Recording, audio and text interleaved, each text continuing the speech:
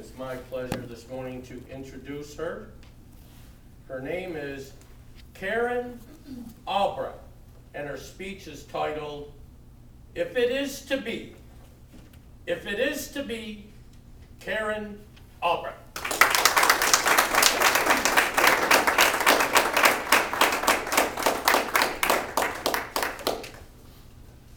If it is to be, it is up to me. Mr. Contest Master, did you know that perception is reality? Let me give you an example. I had a teacher one time in college, and he asked a question. What do you think of me? Odd question for a teacher to ask in the middle of a full room of college students, but he was making a point. He wanted us to see that perception is reality. I was a sophomore at the time, junior, I believe. I was sitting in that first seat, that very first row, right up against the windows. And there was the front of the room, and there was the whole rest of the class. And Dr. Getzinger looked at me and said, Karen, what do you think of me? I was scared to death to answer that question.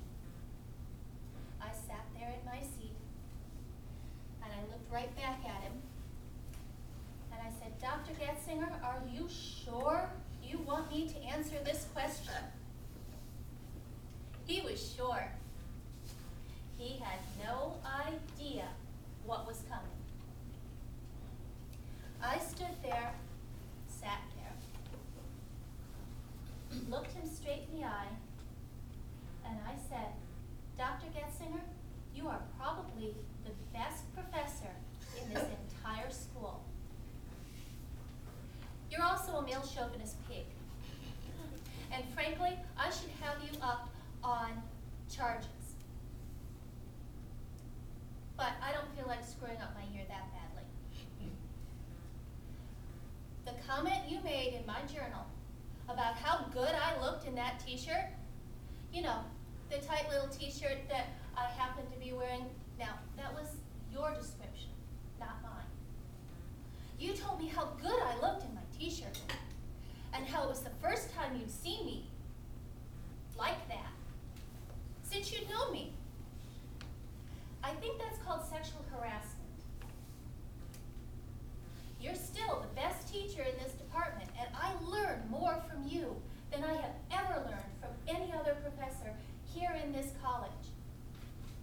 But you're a male chauvinist pig, your opinions are in the dark ages, and frankly, if you tell me again that I'll make a good little housewife, barefoot, pregnant, and happy to be making my husband's dinner when he comes home,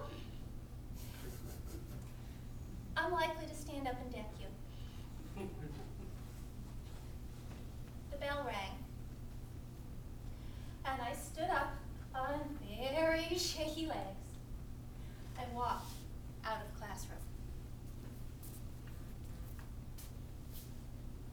Do you think that's how Dr. Getzinger saw himself? I don't. My perception of him is my reality of him. The way I see his actions influence what I think. Now, if perception is reality, how can we change perception? Lots of ways.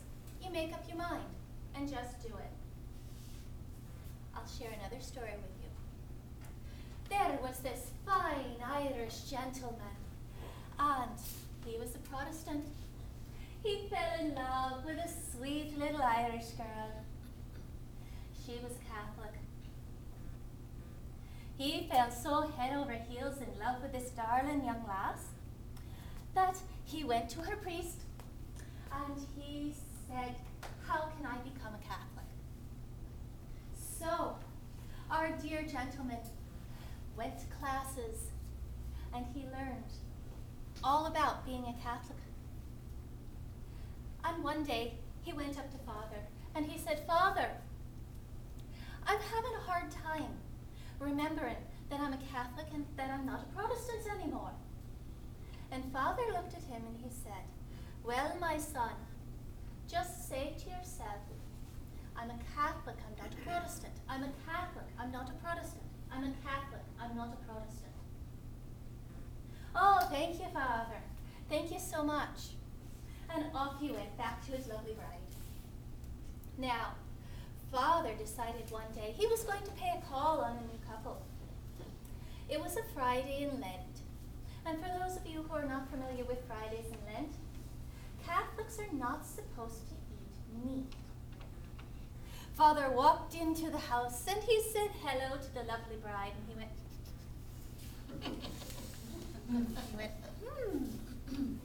"Darling, where's your husband?" "He's in the kitchen, Father." Father walks over to the kitchen and he sees frying in that pan something he should not be seeing in a good Catholic household in Lent. And he sees the darling husband spooning gravy over a beautiful steak, saying, "You're a trout, you're not a steak. You're a trout, you're not a steak. You're a trout, you're not a steak." Perception, reality. What do you believe? What do you see? You know what? If it is to be, it is up to me. I can make those changes in perception. And the more I change that perception, the more I change my reality.